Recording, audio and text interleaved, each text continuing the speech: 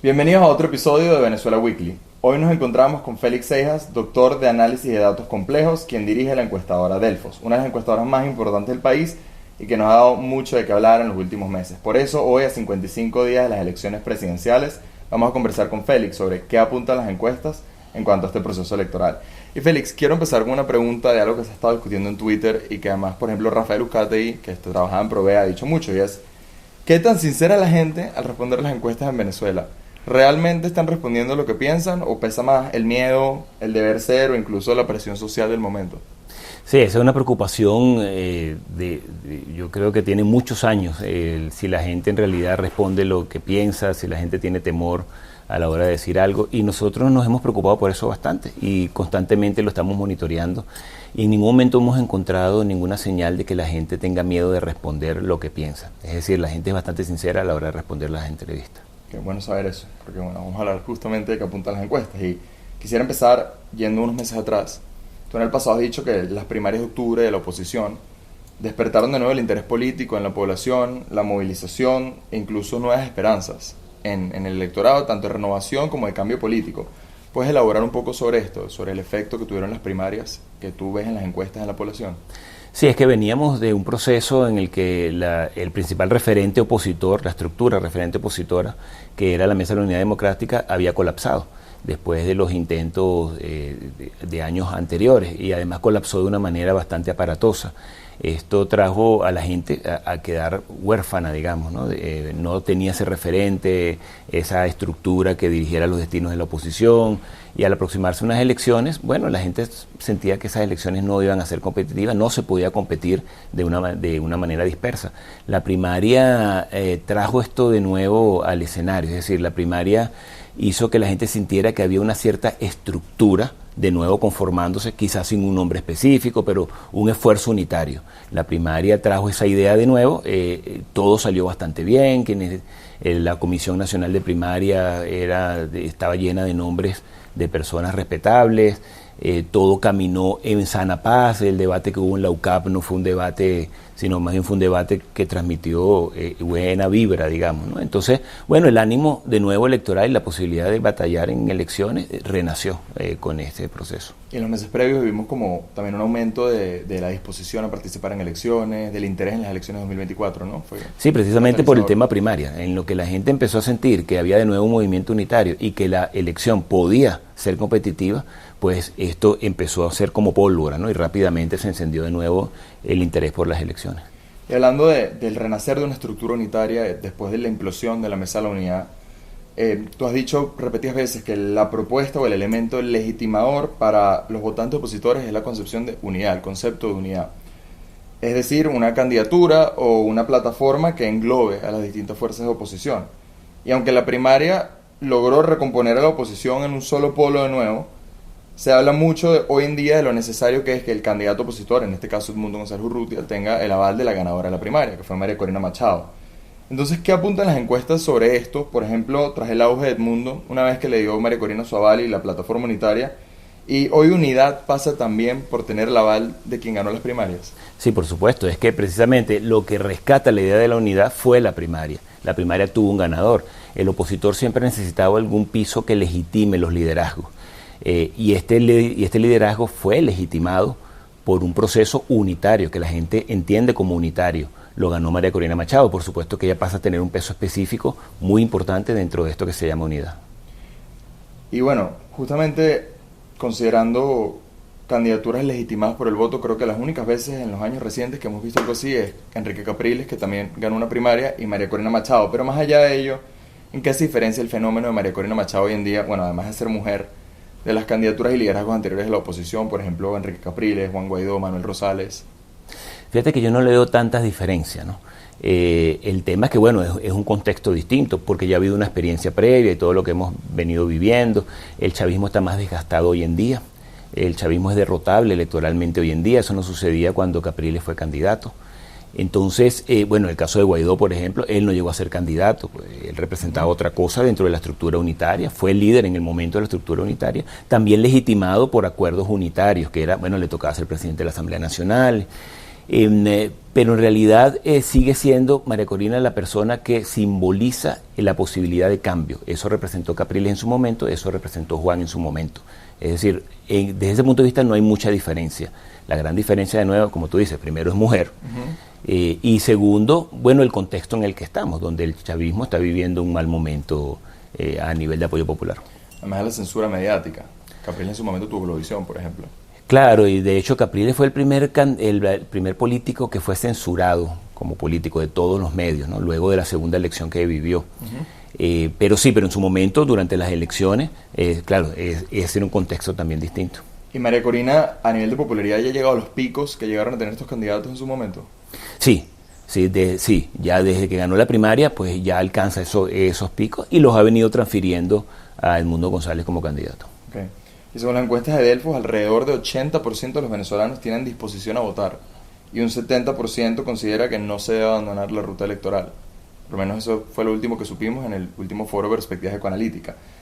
Podemos esperar que estos resultados se traduzcan en participación, en votos, y se mantendrían los mismos porcentajes de disposición si, por ejemplo, el gobierno inhabilita a Edmundo González o elimina las tarjetas de la oposición, del tarjetón. Lo que pasa es que son problemas distintos, ¿no? Esa pregunta de disposición a participar, bueno, lo que indica es el interés que la gente tiene o que también ha recibido una idea, en este caso la idea de la elección. Siempre la participación efectiva termina siendo un poco menor. También esos números son de la participación del porcentaje de personas que está inscrito en el registro electoral que vive en Venezuela, es decir, un 73-75% de participación en estos números significaría un 60% del registro electoral, por la cantidad de gente que está fuera de Venezuela, que va a ser una abstención mecánica, no pueden votar simplemente, ¿no? El tema de eliminar la tarjeta o eliminar Edmundo ya es un tema más práctico, ¿no? Porque imagínate que eliminen la tarjeta de la unidad, por ejemplo, faltando unas 4 semanas para la elección. Después que se ha hecho un despliegue completo de por qué tarjetas hay que votar, de que esa tarjeta existe, de quién es el candidato, bueno, habría que informar a la gente que esto ha sucedido. La tarjeta va a seguir estando en el tarjetón, porque ya no se puede eliminar, con la cara de Edmundo González, y muchos votos nulos se irían por allí. Wow. ¿Cuántos votos nulos? Bueno, mientras menos se pueda transmitir la información de lo que ocurrió, más votos nulos se podrían ir por allí. Félix, y si consideramos que en un periodo más o menos entre 2017 y 2021, los votantes opositores particularmente no estaban participando, la participación electoral era baja, ¿qué catalizó de nuevo que estos porcentajes subieran tanto, además de la primaria? ¿Puede la repetición de Barinas y el resultado a favor de la oposición de las elecciones de Barinas haber tenido también un efecto en movilizar a la gente en ir a votar? Todas las cosas van sumando, o sea, no se puede decir que lo de Barinas no haya influido, pero aquí lo principal es esa idea de que la unidad renació, de que hubo un evento y fue un evento que se hizo un buen lid, hubo un evento en el que nadie se peleó, hubo un ganador y ese ganador, bueno, simplemente recibió el aval de todos. Es decir, aquí lo principal es que, de nuevo, la gente siente que la posibilidad de ganar en una elección existe. Ok, y vamos con la pregunta de las 80.000 lochas. Estamos a 55 días de las elecciones y la mayoría de las encuestas muestran una brecha importante entre Edmundo González Urrutia y Nicolás Maduro. He visto varias que apuntan más o menos un 50% para Edmundo y un 30% para Nicolás Maduro. ¿Delfos apunta hacia el mismo panorama? Sí, por ahí están los números. El chavismo tiene un techo de un 30% hasta ahora, difícilmente lo va a superar. Ha venido subiendo. La pregunta hace un año era, ¿subirá o no subirá? ¿No? Estaba en un 18 por allí, ha venido subiendo, está alrededor de 26, 27, se está acercando a su techo. Si ellos logran eso, bueno, habrán hecho parte del trabajo. El resto es una diferencia importante en cualquier situación normal. Aquí pues no estamos en una situación normal, entonces uno espera que a través de, por ejemplo, ingeniería electoral, pues algunos votos se irán por allí. También se hará el trabajo, supone uno, de desanimar al votante opositor. Es decir, parte del trabajo era subir ellos hacia su 30, pero también ellos tienen otro trabajo que hacer, que es bajar el voto opositor. Y la manera de bajar el voto opositor es básicamente convenciendo a la gente que no vale la pena votar. Si lo logran o no, ese es otro trabajo, porque la oposición también tiene que hacer el trabajo de animar a la gente y mantener ese ánimo alto. Desmovilizar, desmotivar y desarticular prácticamente. Correcto. ¿Y cómo el chavismo ha logrado subir esos porcentajes en su lado si el gasto público ha estado tan reducido en los últimos meses? No se esperaba, no sucedió el aumento que se esperaba de gasto público. Bueno, porque precisamente ellos saben que tienen un techo de un 30. es su parte blanda la que estaba desmovilizada, la que estaba con la que había una desconexión importante. Prácticamente la mitad del chavismo. La mitad del chavismo. Ellos han venido haciendo un trabajo muy focalizado, es decir, no es una campaña paraguas, no es una campaña general, no es un gasto público generalizado. Ellos están atacando precisamente a quienes tienen que atacar. Por ejemplo, los evangélicos. La gente se pregunta por qué hacen tanto trabajo con los evangélicos. Bueno, resulta que los evangélicos son el 25% del voto del chavismo, representa el 25%, y era una de las partes más desanimadas. Es decir, ellos han venido haciendo un trabajo muy puntual, justo, focalizado donde tienen que hacerlo.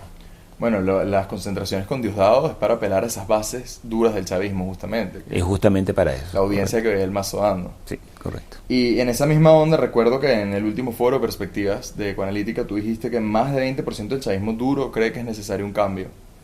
Y en el chavismo blanco el porcentaje blando era hasta del 71%. Pero ¿qué representa un cambio para el chavismo? Es lo mismo que para los opositores. Porque además hay un porcentaje importante, más o menos creo que un 15% del chavismo crítico que estaba altamente dispuesto a participar en la primaria. Sí, de hecho muchos participaron, porque eso también tenemos mediciones de eso, ¿no? Un porcentaje pequeño del chavismo blando, pero sí participó en la primaria y votó por María Corina además, ¿no? Pero claro, para el chavista, pues también hay un espectro más o menos amplio de cómo ellos visualizan un cambio. Dentro del chavismo duro, el cambio significa dentro del mismo chavismo, que algo tiene que ocurrir. Para algunos es dentro del mismo chavismo con Maduro al frente incluso. Tienen que cambiar cosas, tienen que cambiar políticas, tienen que ser más efectivos. Para otros puede ser un cambio de persona, pero dentro del mismo chavismo. Cuando nos movemos al chavismo blando también puede haber estas visiones, pero también ese espectro se mueve hasta el espectro, hasta la parte donde dice, bueno, estamos dispuestos a considerar otras opciones, si ellas aparecen. El asunto es que todavía ellos consideran que las opciones que hay fuera del chavismo no los convencen. Entiendo, y del otro lado vemos, según las encuestas de Delfos, que por primera vez de 2019, después de la primaria, el mayor bloque de autoidentificación en el país es opositor. ¿Es esto otra consecuencia de las primarias? Y considerando que pareciera haber una polarización de nuevo en el ambiente electoral, ¿qué tanta vida llevan terceros candidatos como el Conde del Guácharo o Antonio Carri? Fíjate, en los momentos en los que la gente siente que existe una posibilidad de cambio, las personas que se autoidentifican como opositores aumentan normalmente. Y los opositores duros aumentan también. Eso está sucediendo en este momento. Bueno, es consecuencia, sí, de la primaria, porque la primaria trajo de nuevo la idea de que puede existir un cambio en esta oportunidad a través del voto. Entonces, sí, eso aumenta. Otras candidaturas fuera de estos dos polos, claro, uno puede decir que son pequeñas, porque los números son pequeños, pero son números importantes en un contexto en el cual la oposición necesita una ventaja muy amplia para poder asegurar una elección en cuanto a números. Pero todas estas opciones pueden llegar a un 8 o 9%. Sumadas entre sí. Eso se puede ver poco, pero un 8% es bastante cuando otros lo necesitan. Puede definir la elección, ese 8%.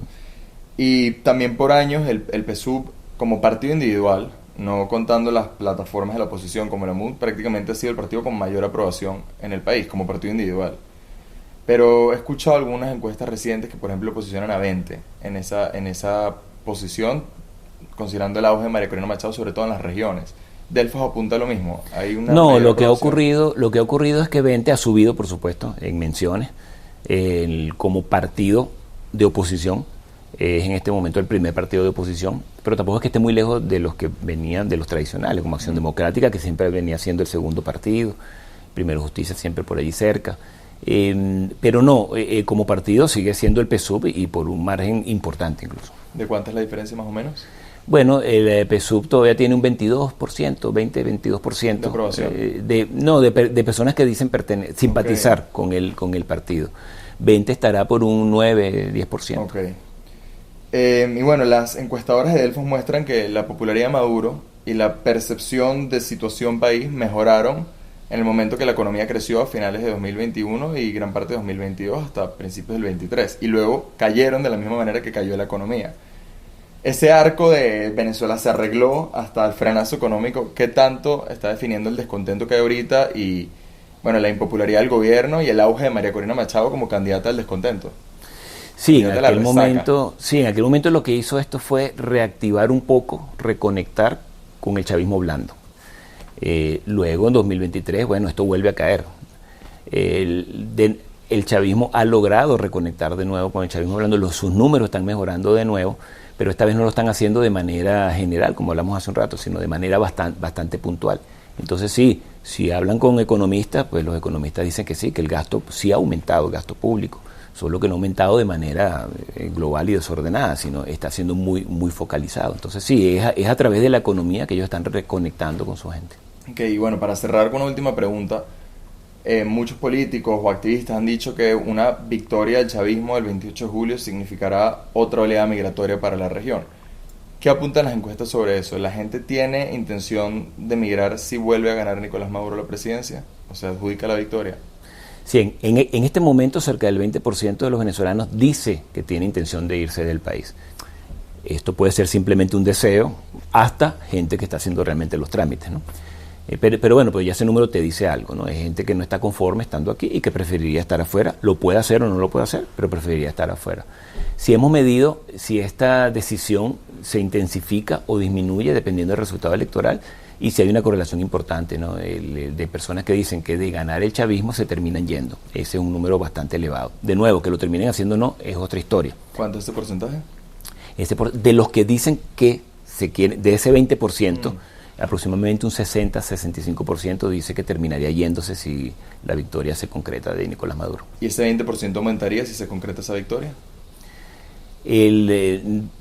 Yo más bien diría que de ese 20%, lo que en realidad lo terminaría siendo es lo que va a aumentar. Okay. Bueno, muchísimas gracias, Félix. Fue un gusto hablar contigo hoy. No, el placer es mío.